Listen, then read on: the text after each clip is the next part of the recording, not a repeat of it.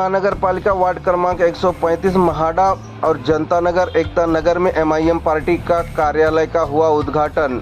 इस उद्घाटन में एमआईएम पार्टी के महाराष्ट्र के जनरल सेक्रेटरी के साथ में सभी कार्यकर्ता रहे मौजूद।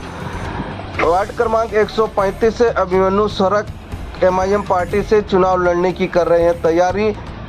अगर पार्टी टिकट देगी तो लड़ेंगे इलेक्शन, नहीं तो देंगे सबका समर्थन। जी, हम बात कर रहे हैं वार्ड क्रमांक 135 में एमआईएम पार्टी का कल सुबह महाड़ा, जनता नगर व एकता नगर में 3 कार्यालय का एक साथ उद्घाटन महाराष्ट्र के एमआईएम पार्टी के जनरल सेक्रेटरी अतीक सर और उनके पदाधिकारियों की मौजूदगी में किया गया। आने वाले मनपा चुनाव को मद्देनजर देखते हुए एमआईएम पार्टी जो वार्ड क्रमांक 135 में ओबीसी सीट का विस्तारित कर दिया गया है, उसी को चलते हुए जो अभिमन्यु सरक है वो धनगर समाज से ओबीसी में आते हैं और एमआईएम पार्टी की तरफ से चुनाव लड़ने का दावेदार पेश की है। पार्टी ने भी उन्हें एक मौका देकर 135 में चुनाव लड़ने की तैयारी करने के लिए कहा है। अगर पार्टी सही ढंग से चुनाव लड़ती है तो हम 135 में अभिमन्यु सरक को पर्चा, एमआईएम पार्टी का पर्चा जरूर लहराएंगे।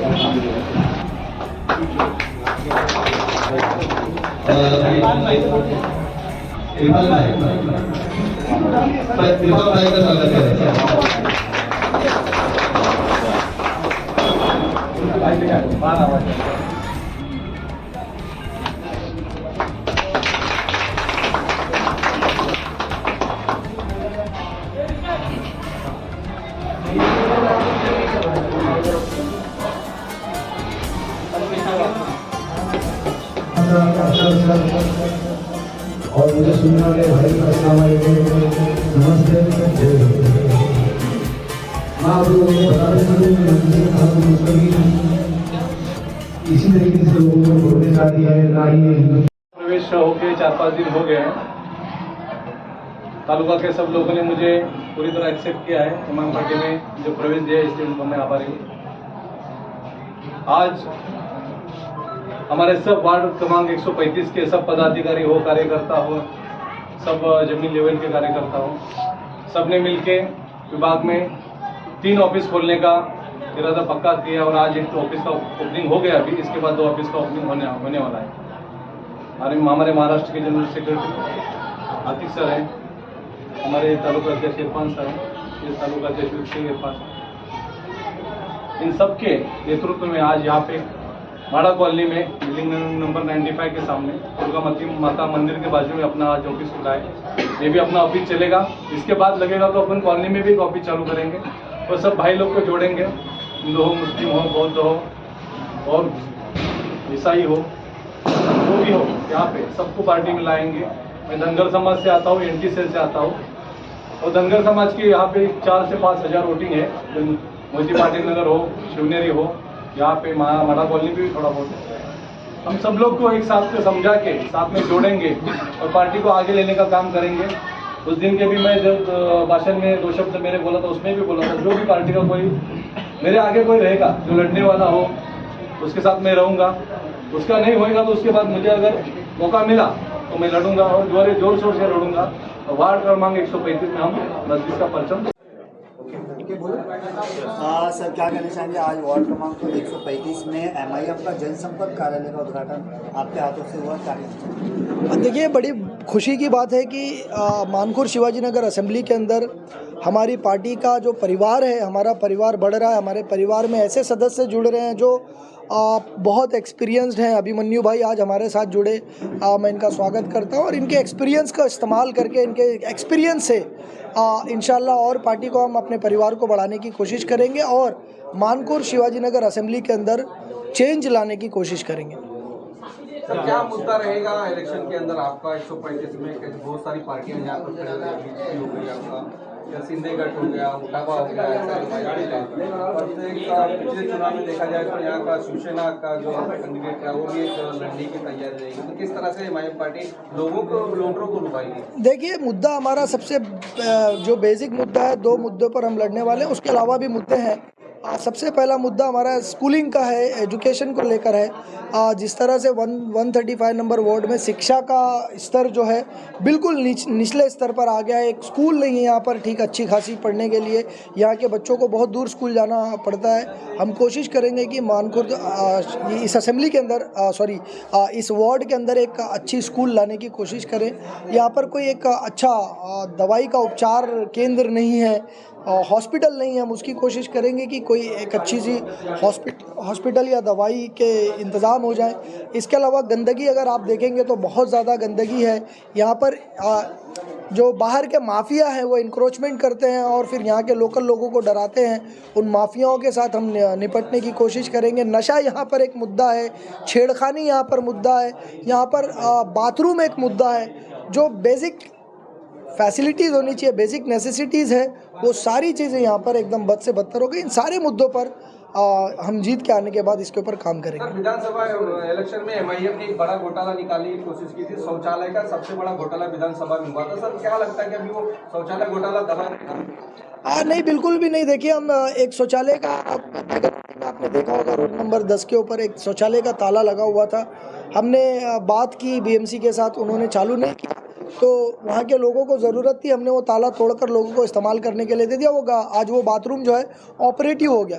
ऐसे कई एक बाथरूम है।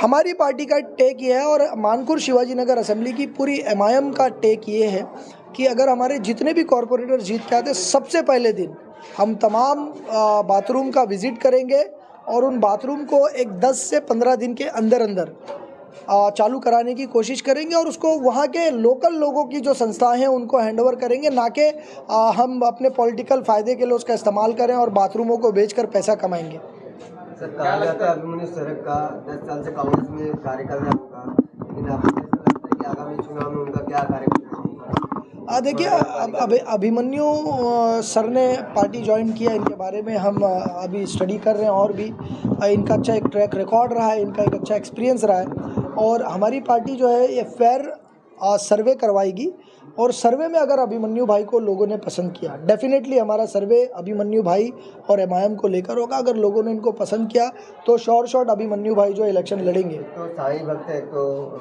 सार्वजनिक प्रोग्राम करते हो, भंडारा करते हो, तो लगता है कि आपको मतलब आप टिकट देंगे उनको, चुनाव जीत पाएंगे? नहीं, मैंने ये कहा कि प्रोसीजर है हमारा और डेफिनेटली उस प्रोसीजर को फॉलो करने के बाद अगर लोगों ने इनको पसंद किया तो टिकट भी देंगे। और टिकट देंगे तो इसका मतलब ये नहीं कि टिकट देंगे, इसका मतलब ये होगा कि हम टिकट देने के बाद इलेक्शन ताकत से लड़ेंगे और इलेक्शन लड़कर जिताकर लाकर भी आएंगे इंशाल्लाह। और मजलिस को रिकॉर्ड है, एमआईएम का रिकॉर्ड है, एमआईएम टिकट देकर पीछे नहीं हटती, एमआईएम घुस कर इलेक्शन लड़ती है। सर, अभी एक ऑफिस का उद्घाटन हुआ और कितना ऑफिस का उद्घाटन बाकी है? ऐसे 3 ऑफिसेज के और उद्घाटन बाकी हैं जो 1-2 दिन के अंदर अभिमन्यु भाई और पूरी मंडाला की 135 नंबर वार्ड की पूरी टीम जो है मुन्ना भाई की लीडरशिप के अंदर पूरी टीम मिलकर इसकी ओपनिंग करेगी।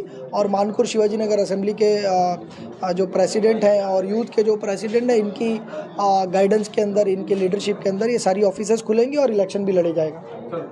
अभिमन्यु भाई, आप एमआईएम में आज प्रवेश किए हैं। आप पिछले कई वर्षों से आप कांग्रेस से जुड़े थे, क्या वजह रही कि एमआईएम में आप प्रवेश किए?